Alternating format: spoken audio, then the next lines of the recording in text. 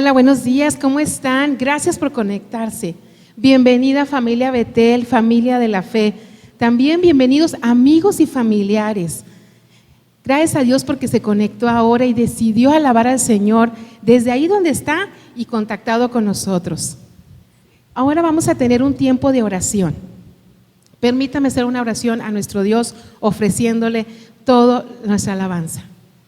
Padre Celestial, te damos gracias, Señor, porque siempre estás con nosotros. Gracias, Señor, por este día maravilloso. Este es tu día. Este día queremos alabarte y adorarte. Toda la familia de la fe, la familia Betel, amigos y familiares que nos han encontrado en las redes sociales, queremos ofrecerte esta mañana de alabanza dedicado a ti, Padre Santo.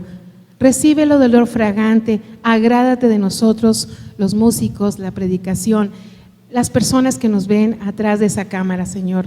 Gracias, mi Dios, recibe la honra y la gloria y el poder. Gracias a tu Hijo Jesucristo, que nos dio salvación y podemos disfrutar libertad en Cristo. En el nombre de Jesús, amén. Así como estamos, si usted puede ponerse en pie ahí para poder cantarle a Dios. Le alabamos juntos ahora.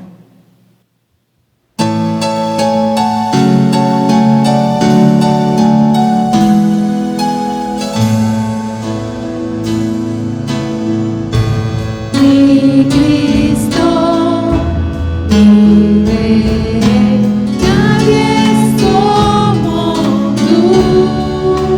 Toda mi vida quiero exaltar las maravillas de tu amor. Consuelo, refugio, torre de fuerza y poder, todo mi ser, lo que yo soy, nunca cesaré de adorar. Cante al Señor toda la creación, honra y poder, majestad sea al Rey.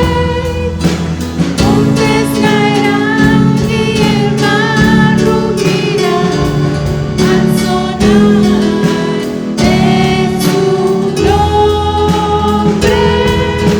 Canto con gozo al mirar su poder. Por siempre yo te amaré y diré, incomparables promesas me das, Señor.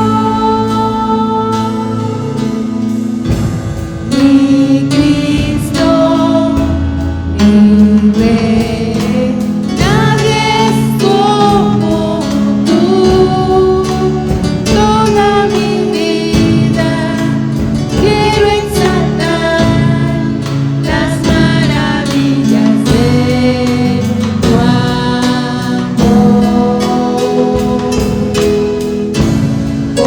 Consuelo, refugio, torre de fuerza y poder, todo mi ser, lo que yo soy, nunca cesaré de adorar. Cante al Señor toda la creación, honra y poder, majestad sea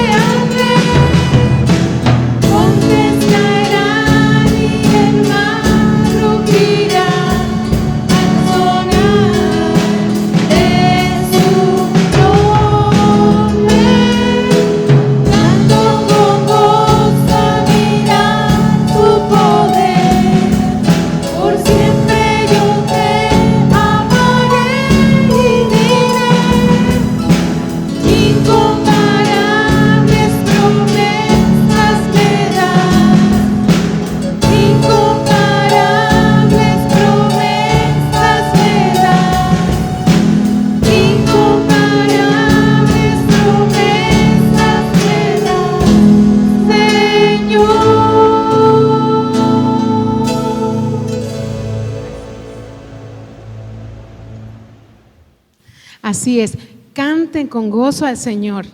Y también por esa cruz que Jesucristo entregó su vida, cantemos al Señor, alabémosle a nuestro Salvador.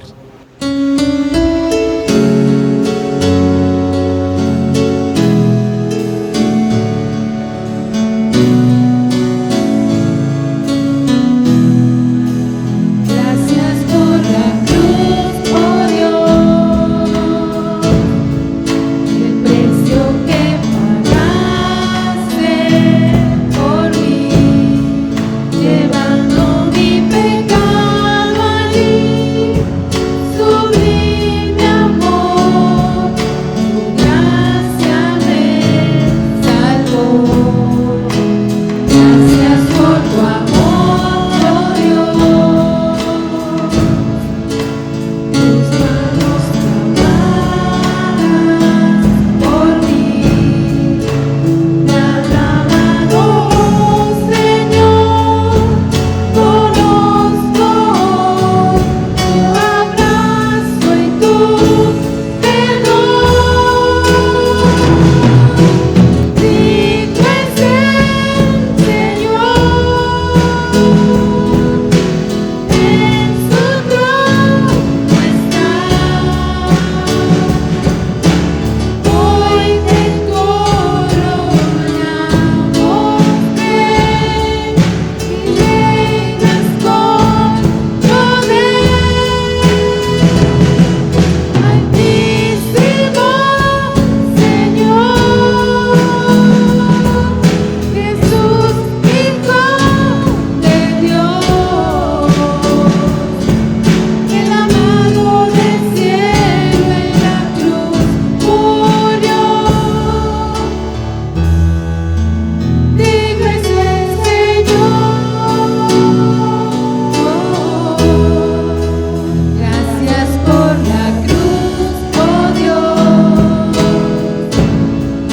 el precio que pagaste por mí, llevando mi pecado allí, sublime amor, tu gracia me salvó.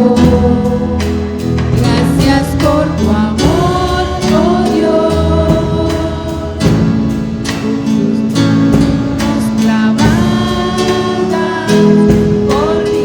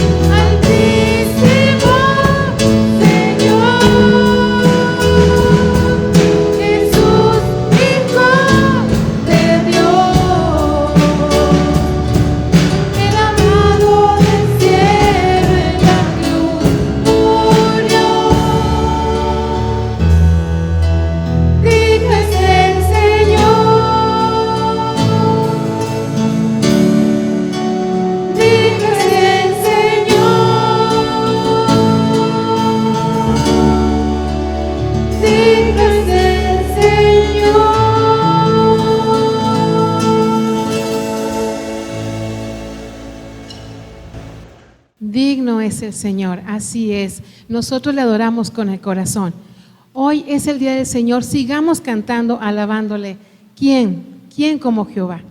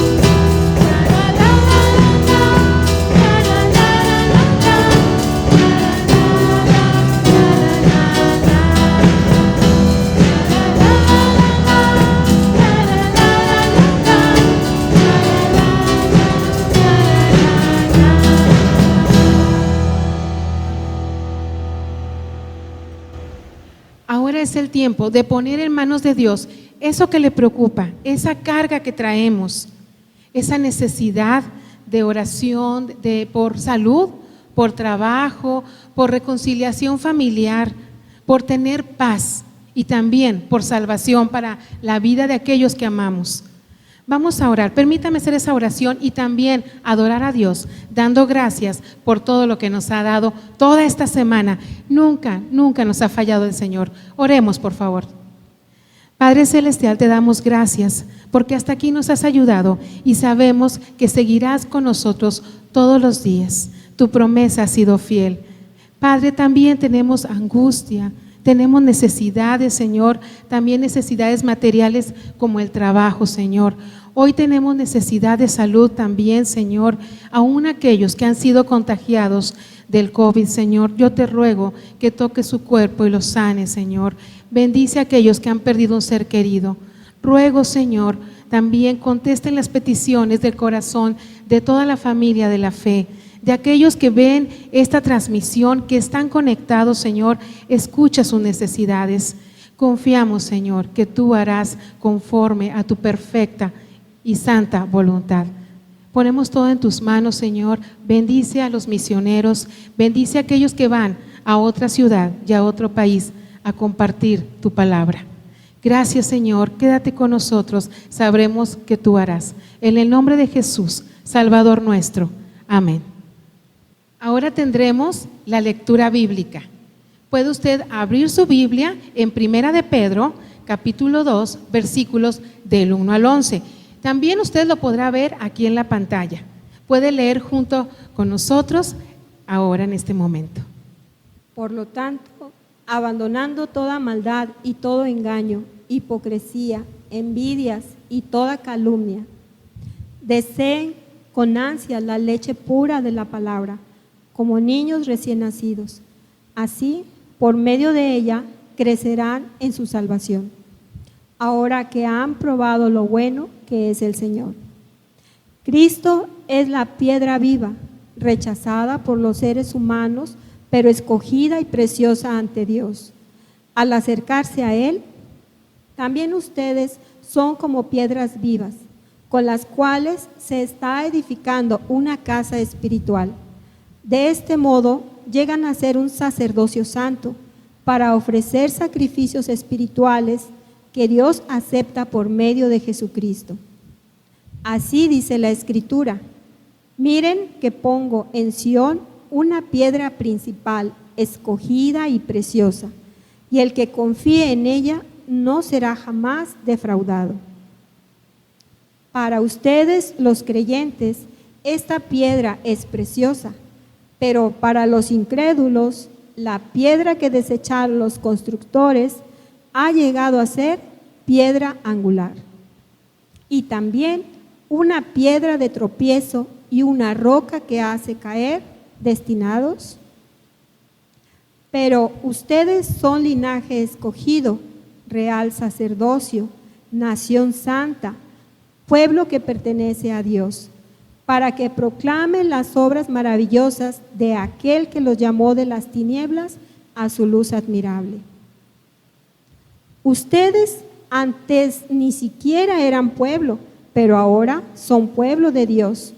Antes no habían recibido misericordia, pero ahora ya la han recibido. Queridos hermanos, les ruego como a extranjeros y peregrinos en este mundo, que se aparten de los deseos pecaminosos que combaten contra la vida.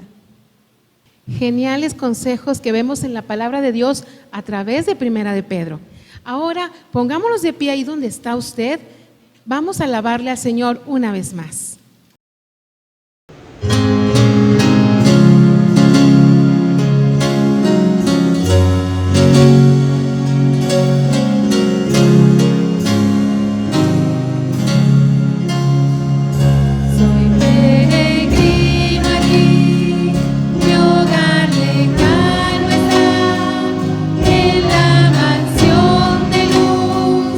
Eterna paz y amor.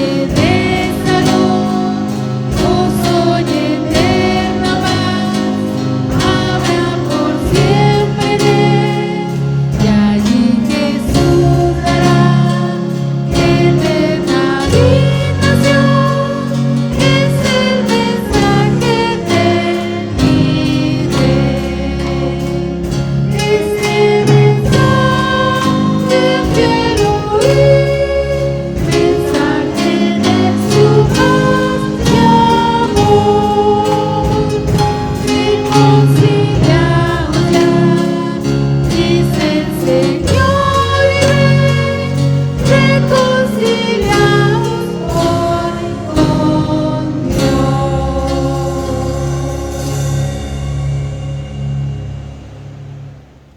Amén. Mientras llegamos a esa morada celestial, seguimos aquí alabando al Señor, cantándole el día de hoy alabanzas a nuestro Rey. Y nosotros confirmamos que somos el pueblo de Dios, real sacerdocio, nación santa. Cantemos ahora todos juntos.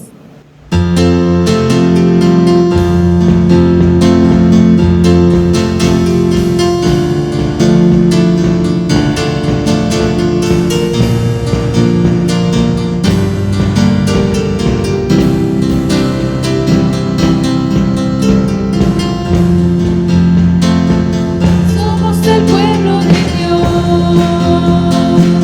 somos el pueblo especial, llamados para anunciar las virtudes de aquel que nos llamó a su luz. Somos el pueblo de Dios, su sangre nos redimió. Y su Espíritu dio, para darnos poder y ser testigos de Él. Y llevaremos su gloria a cada pueblo y nación, trayéndoles esperanza y nuevas de salvación. Y su amor nos impulsa, no podemos callar, anunciaremos al mundo de su amor y verdad. Somos el pueblo de Dios, somos el pueblo especial, llamados para anunciar las virtudes de aquel que nos llamó a su luz. Somos el pueblo de Dios, su sangre nos redimió y su Espíritu dio, para darnos poder y ser testigos de Él. Y llevaremos su gloria a cada pueblo y nación, trayéndoles esperanza y nuevas de salvación. Y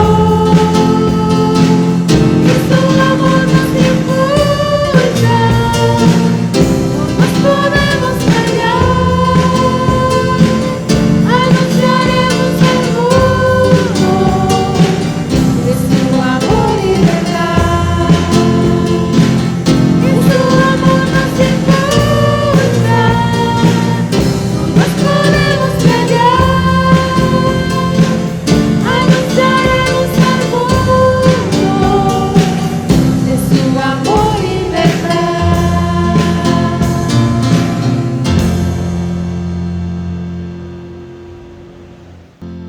Amén, hermanos. Y nosotros somos llamados a anunciar las buenas nuevas del Señor Jesucristo. ¿Y cómo podremos anunciar si necesitamos escuchar? Ahora viene el tiempo de la predicación del mensaje que Dios tiene para nosotros. Gracias por seguir conectado. Ahora adoremos a Dios poniendo atención al mensaje de ahora por medio de nuestro pastor Mario Carranco.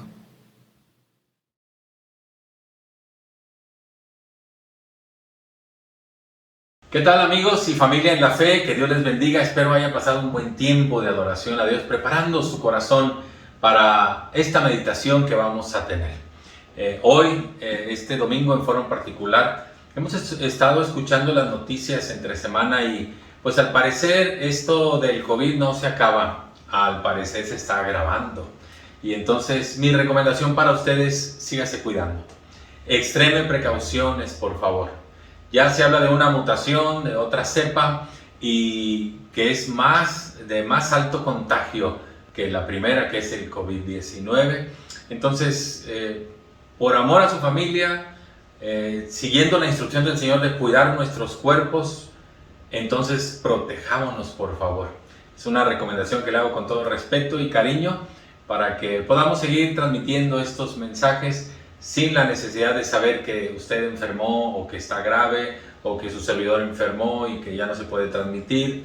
Por eso le invito, cuidémonos en este tiempo de pandemia. La pandemia no se ha terminado, sigue, y por eso no debemos de bajar la guardia. Esa frase tan trillada, pero que se hace necesaria ahora. No bajemos la guardia. Así que esta es una recomendación, un exhorto que le hago para que usted lo considere y se siga cuidando, por favor, usted y los suyos. Muy bien, pues seguimos meditando en la primera carta de Pedro, pero estamos en el capítulo 2. La semana pasada veíamos la primera parte del capítulo 2, hoy estamos entrando a la segunda parte de este capítulo número 2. Y le he titulado a este mensaje, Ahora sé por dónde ir, ¿y tú? Ahora sé por dónde ir, ¿y tú?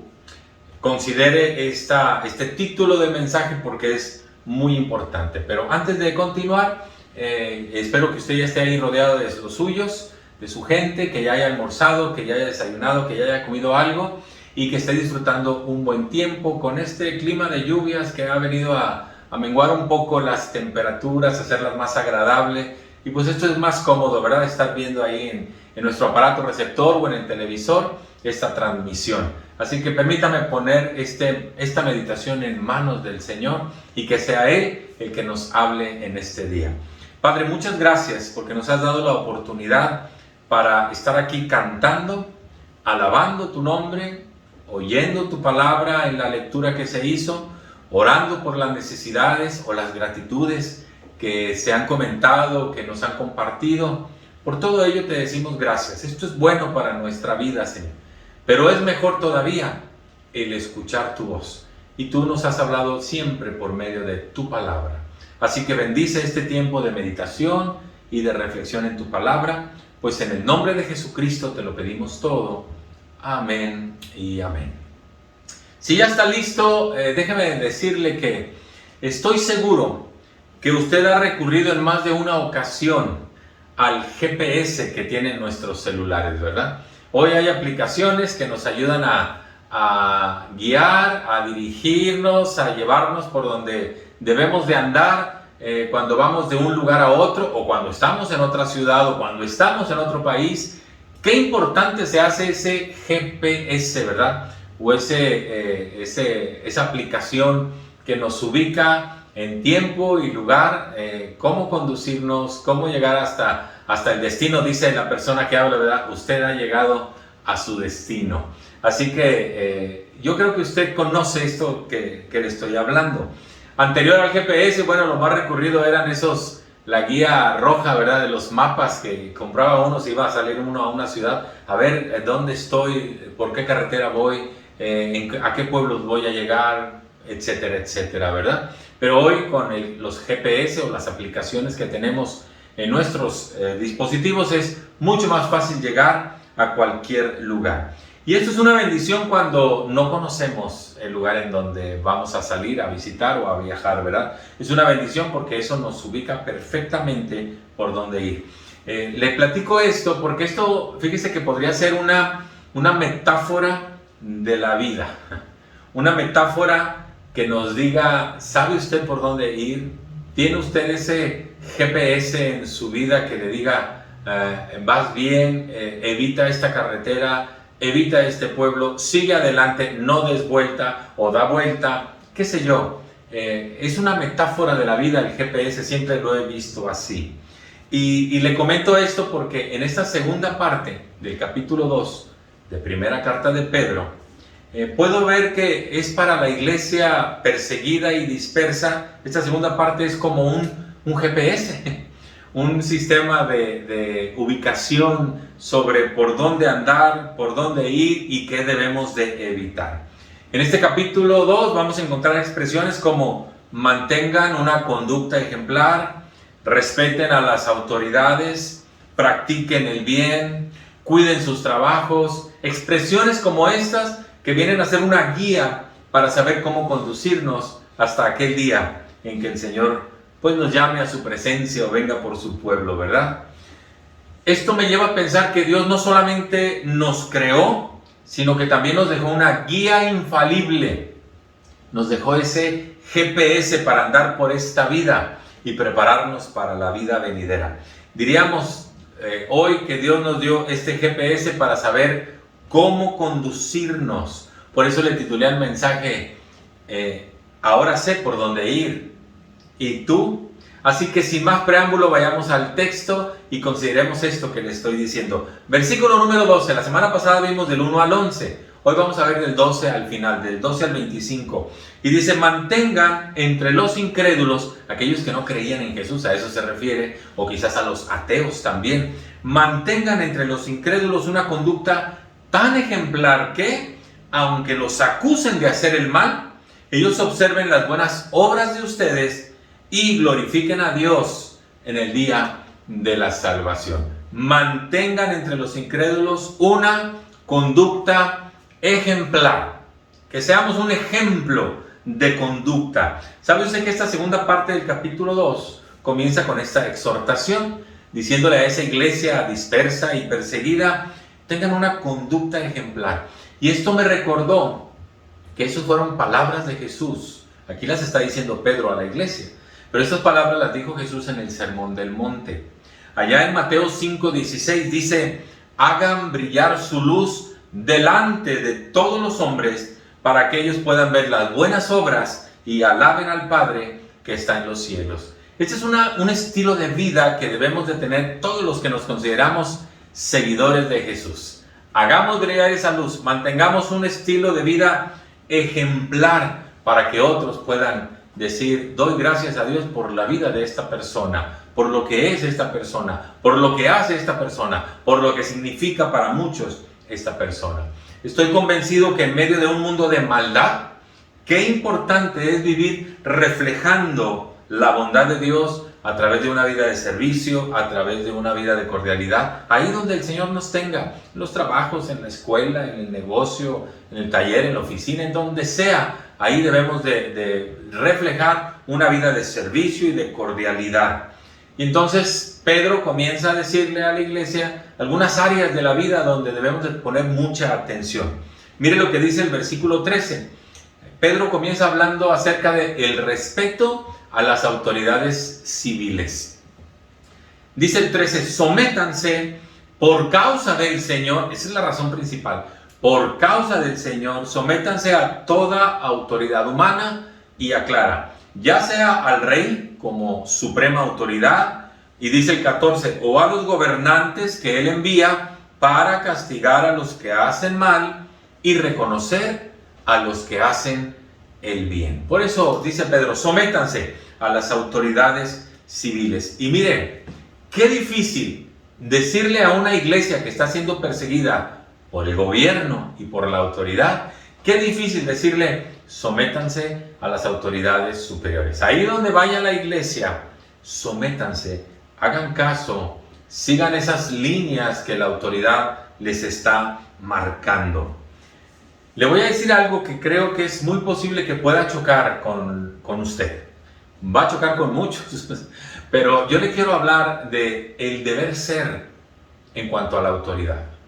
El deber ser de acuerdo a la palabra de Dios. Lo que debería ser, tal vez no lo es, pero le quiero hablar de lo que debe ser la autoridad y el respeto a la autoridad. Voy a buscar otro pasaje, me voy a ir a la carta que escribió Pablo a los Romanos en el capítulo número 13. Y mire, voy a leerle versículo por versículo para que vea el deber ser de la autoridad. Este es el concepto de la palabra de Dios en torno a nuestra relación con las autoridades civiles. Y dice Romanos 13:1, todos deben someterse a las autoridades públicas, pues no hay autoridad que Dios no haya dispuesto. Entienda eso, que Dios no haya dispuesto. Así que las que existen fueron establecidas por Dios. Aquí destaco un principio. Toda autoridad es establecida por Dios. Dios quiso, por alguna razón, que esa autoridad estuviera ahí. A lo mejor no nos gusta, a lo mejor no estamos de acuerdo, pero Dios sí sabe por qué permitió que esa autoridad llegara al poder. Y por lo tanto debemos de reconocer y de someternos a dicha autoridad. Le estoy hablando de el deber ser, ¿verdad? Dice el versículo 2, por lo tanto, estoy leyendo Romanos 13, versículo 2, por lo tanto, todo el que se opone a la autoridad se está rebelando contra lo que Dios ha instituido. ¿Entiende por qué es de someterse a la autoridad?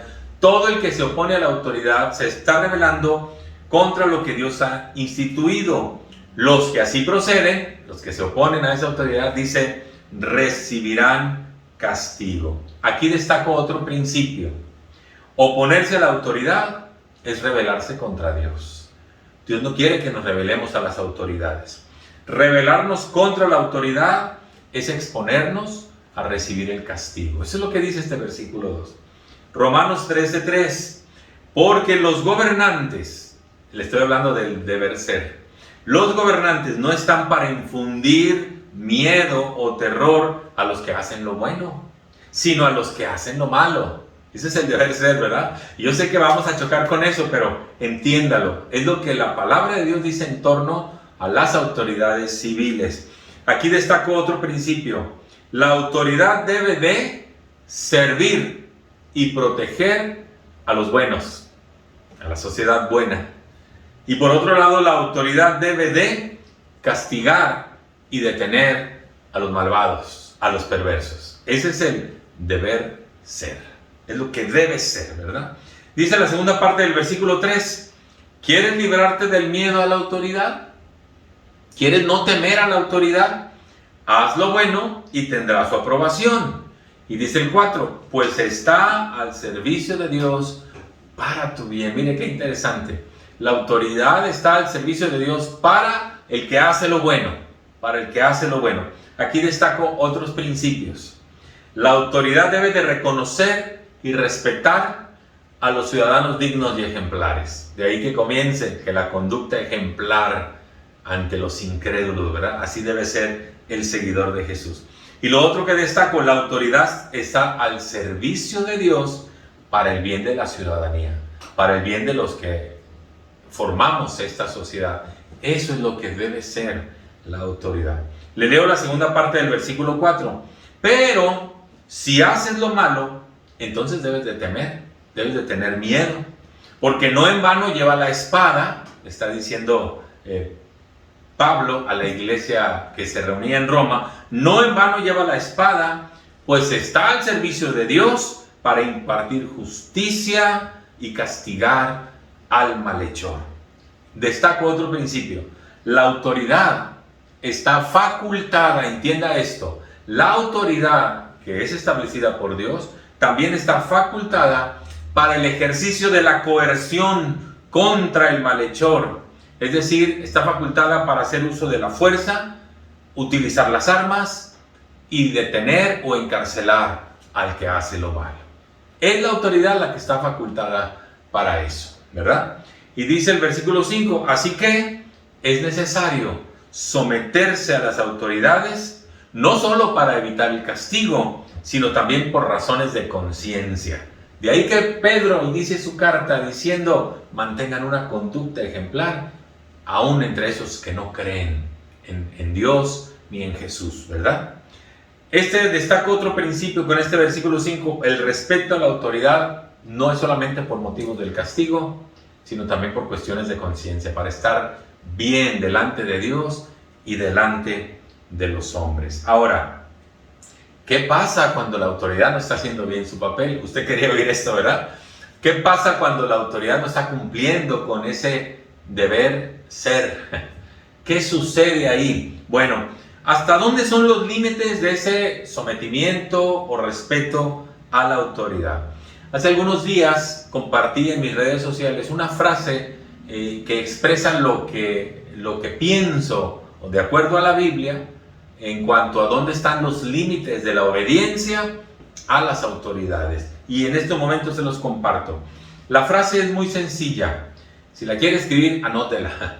Yo la copié, ¿verdad? Por ahí anda circulando en Facebook, pero ese es el pensamiento de la palabra de Dios en torno a los límites de nuestro sometimiento a la autoridad. Dice la frase: cuando el Estado ordena lo que Dios prohíbe, o cuando prohíbe lo que Dios ordena, entonces debemos de obedecer a Dios antes que a los hombres. Se lo voy a explicar más detalladamente y con algunos ejemplos. La primera frase dice: cuando el Estado ordena lo que Dios prohíbe. Le voy a poner 3 ejemplos. El faraón, en el tiempo del Éxodo, si usted va al libro del Éxodo, a ese faraón me refiero. El faraón, como autoridad, ordenó a las parteras que cuando dieran a luz las mujeres hebreas, al ver el sexo del niño, si decían es niño, hay que matarlo, y si es niña, déjenla vivir. Cuando la autoridad ordena lo que Dios prohíbe, entonces ahí no le vamos a hacer caso a la autoridad, porque Dios dice que guardemos la vida del ser humano, ¿verdad? Y entonces ahí las parteras no hicieron caso a la autoridad, y bajo esas condiciones nace Moisés. Moisés nació en el tiempo que Faraón había dicho: si nace un niño, mátenlo. Si nace una niña de las mujeres hebreas, déjenla vivir, ¿verdad? El pueblo estaba en esclavitud bajo la opresión de Egipto, ¿verdad? Le voy a poner otro ejemplo. En el tiempo del cautiverio, cuando se llevaron al pueblo de Israel, el rey Nabucodonosor hizo una estatua y dijo: el único ser a quien se debe de adorar es esta estatua de oro que yo he hecho. Nadie más puede adorar a otra deidad. Y entonces ahí los amigos de Daniel, si usted lee el libro de Daniel, se dará cuenta que le hablo de Sadrach, Mesach y Abednego, nombres hebreos, ¿verdad? En el libro de Daniel dice que estos 3 amigos de Daniel no le obedecieron a Nabucodonosor, y esto hizo que fueran echados al horno de fuego. Ellos dijeron: no vamos a adorar a nadie más que a Dios, aquel que es nuestro Dios simplemente, ¿verdad? Cuando la autoridad ordena lo que Dios prohíbe que se adore cualquier imagen. Dios reclama solamente la adoración para Él. Le pongo otro ejemplo. El rey Darío dijo: nadie puede pedirle nada a ningún Dios sino solamente a mí. Así que cuando tengan una necesidad, vengan conmigo y no le pidan a Dios. Nadie puede orar a Dios pidiéndole alguna cosa. Y Daniel no le hizo caso. Y Daniel dijo: yo he aprendido que debo de pedirle a Dios, debo de orar a Dios, debo de hablar con Dios. Y 3 veces al día abría la ventana que daba hacia Jerusalén, y ahí se postraba y se ponía a orar.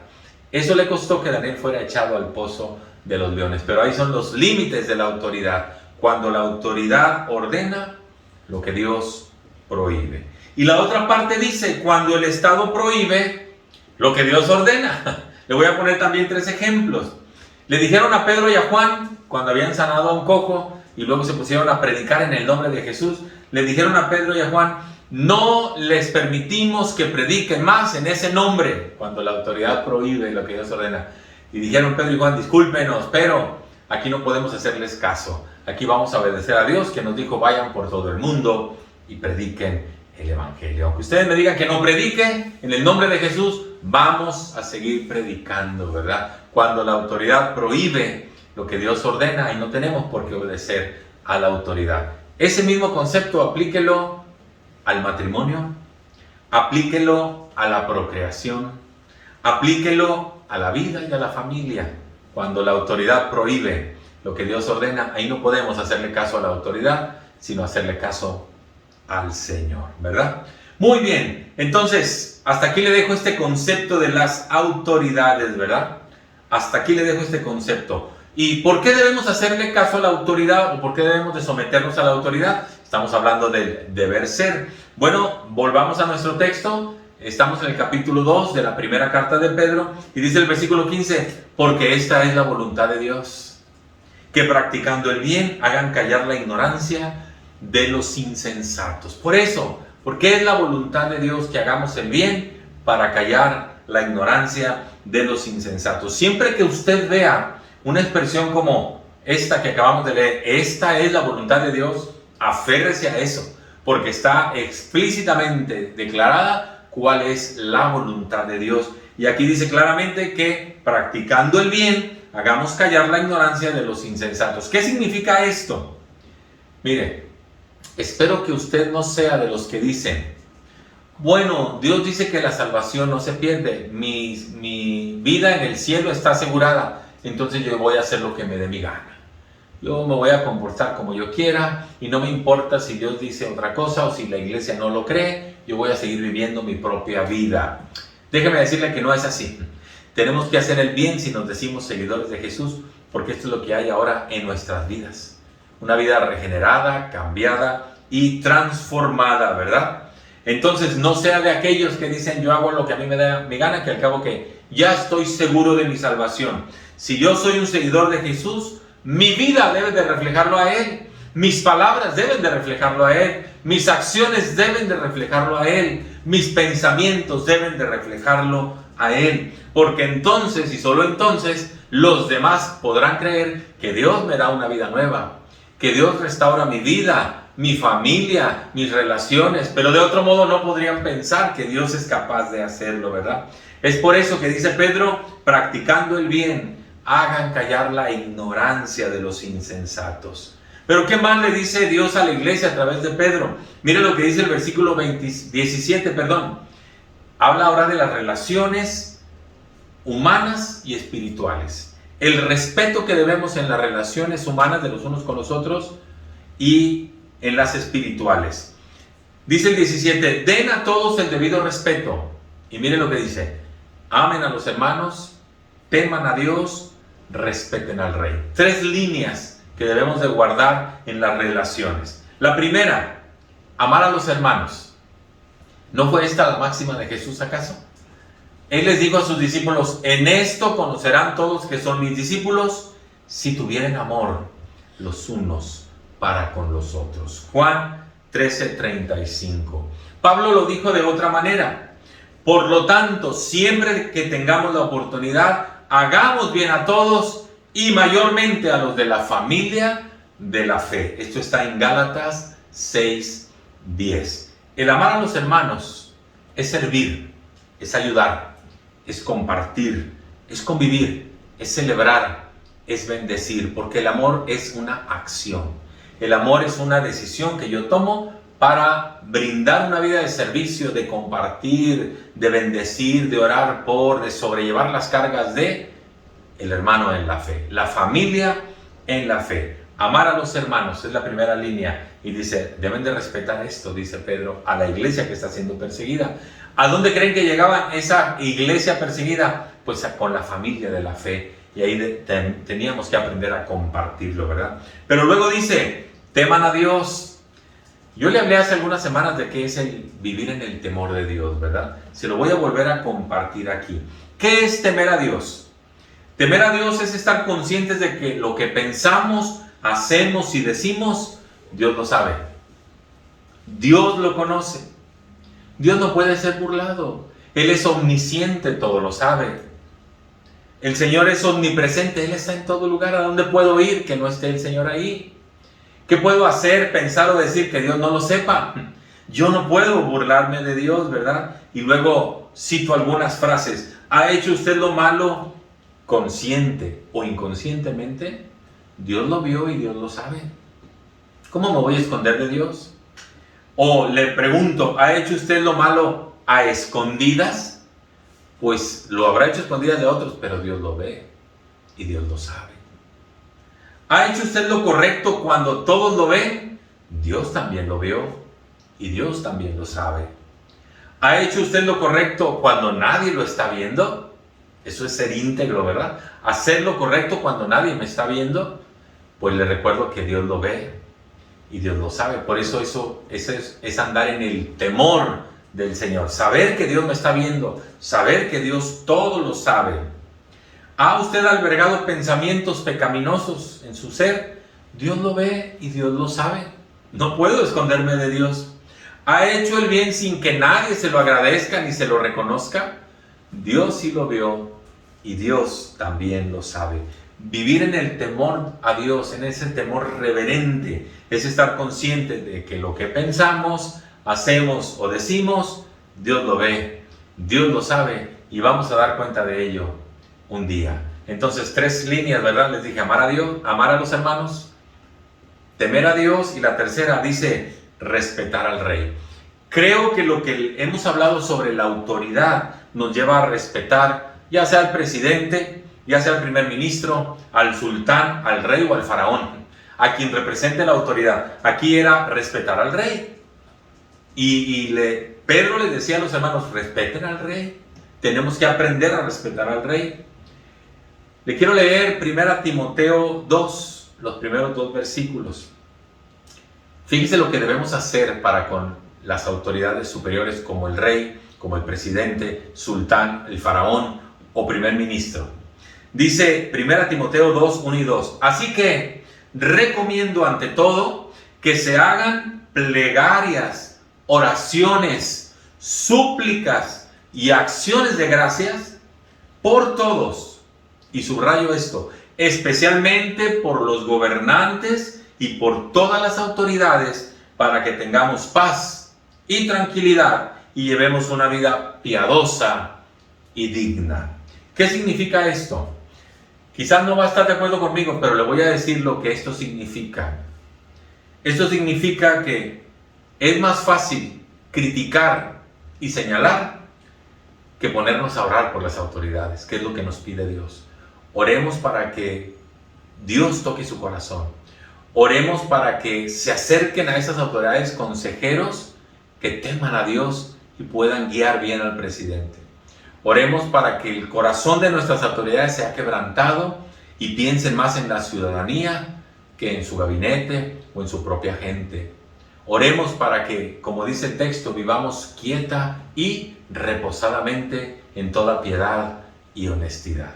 Es más fácil criticar y señalar, ¿verdad? Y mire, el Facebook está lleno aún de gente que dice ser seguidora de Jesús y está criticando a las autoridades cuando esto va en contra de lo que dice la palabra de Dios. Luego viene otra área de atención para los seguidores de Jesús. Es como un apéndice, el respeto en las relaciones laborales.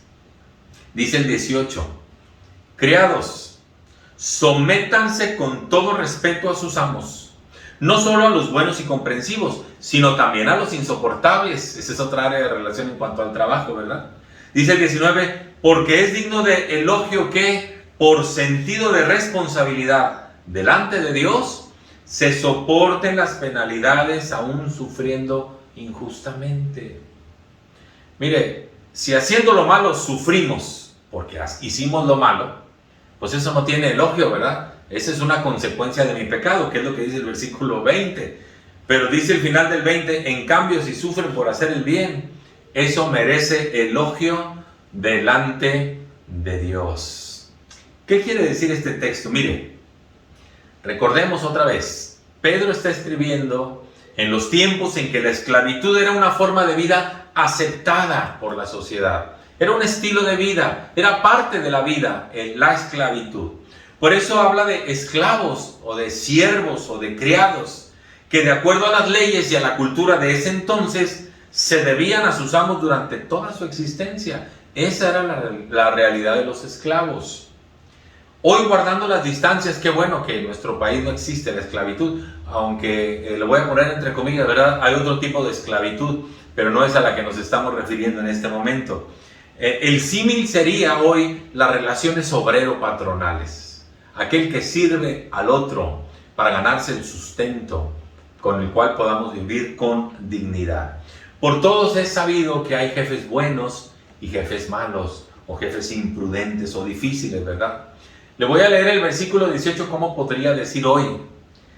Empleado o trabajador, sométete con respeto a tus jefes inmediatos o al dueño de la empresa.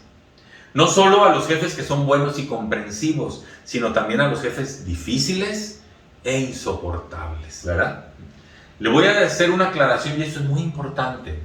Si bien es cierto que como seguidores de Jesús debemos de respetar la autoridad, debemos seguir la autoridad, debemos honrar a la autoridad, también es cierto que eso tiene límites. Ojo con esto, y se lo quiero aclarar.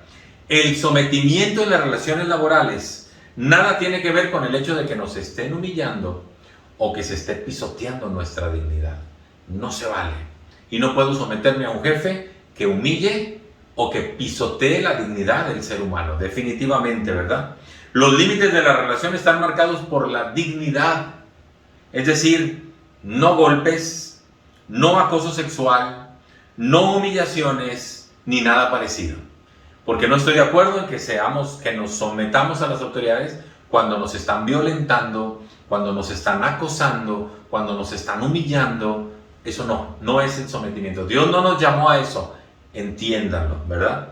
Le voy a decir el sentido de ese sufrimiento o esa penalidad que debemos soportar en el área laboral. Y para ello se lo voy a explicar con otra carta que escribió Pablo, Colosenses 3, 22 al 24. Dice: obedezcan en todos a sus amos terrenales, y dice, no solo cuando ellos los están mirando, como si ustedes trataran de ganarse el favor humano, sino con integridad de corazón y por respeto al Señor. Es decir, yo debo de cumplir con mi trabajo, me esté viendo el jefe o no me esté viendo el jefe.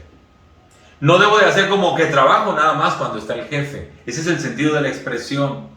Hagan lo que hagan, trabajen de buena gana. Ese es el deber que debemos cumplir para la persona que nos contrató. Hagan lo que hagan, trabajen de buena gana, como para el Señor y no como para nadie más en este mundo.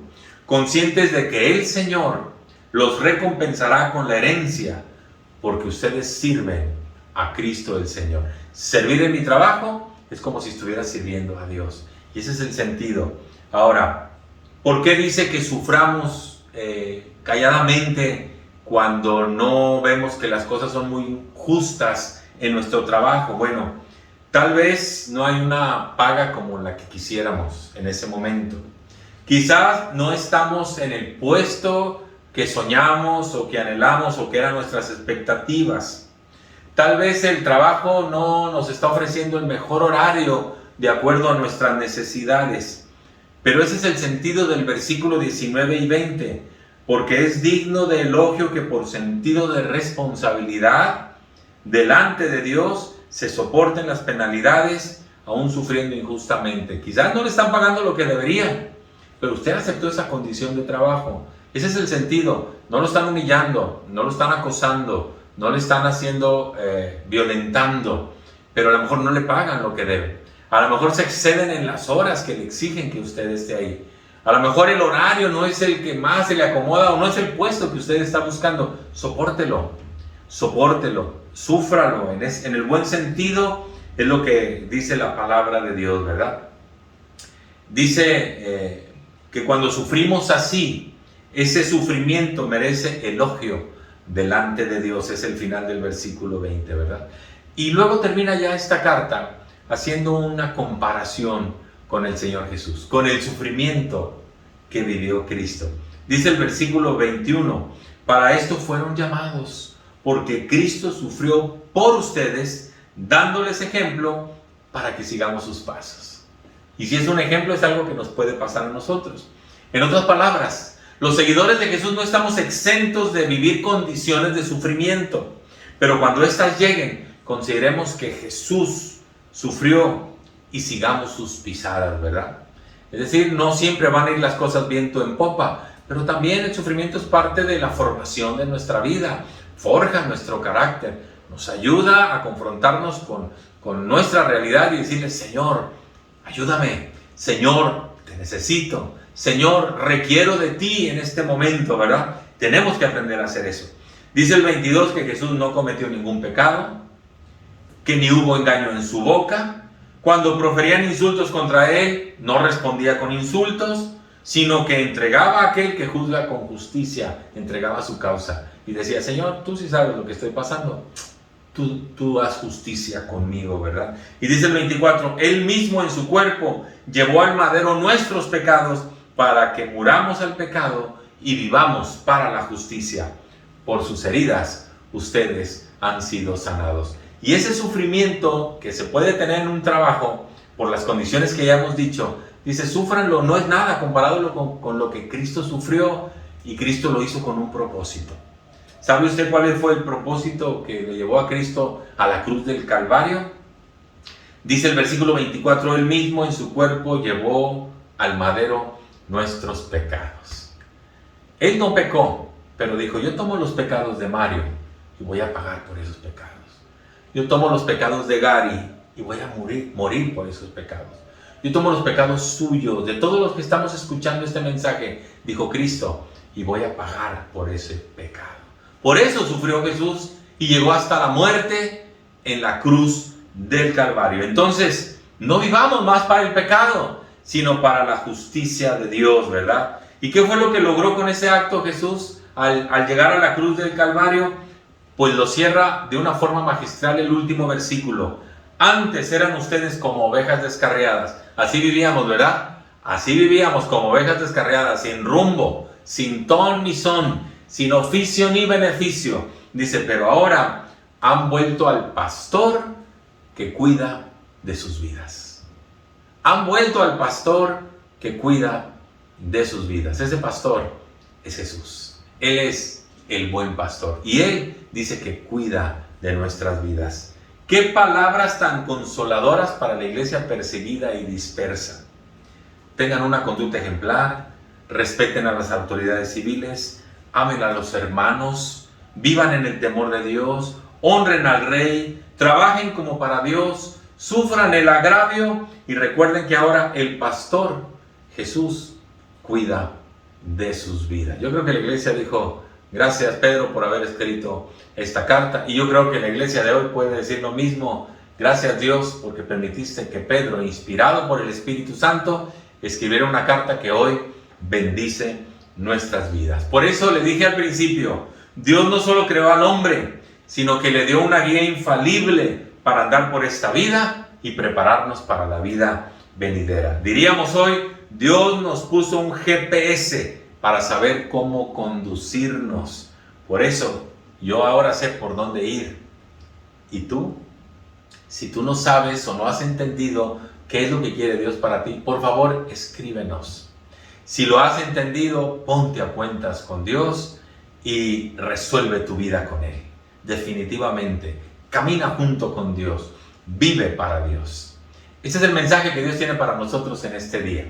Así que le invito para que después de que su servidor ore, escuche el siguiente canto o lo cante junto con nosotros, y así estaremos dando por concluida esta transmisión. No me canso de decirle, cuídese mucho por favor, la pandemia está muy fuerte, y no se olvide que usted tiene un GPS que Dios le dejó, es la palabra de Él, que es viva y eficaz y más cortante que toda espada de dos filos, para que pueda decir como yo, ahora sé por dónde ir, y usted ya sabe por dónde ir. Permítame orar. Padre, muchas gracias porque nos has bendecido con tu palabra, porque hoy reconocemos que tu palabra es esa guía que necesitamos para todo momento de nuestra vida.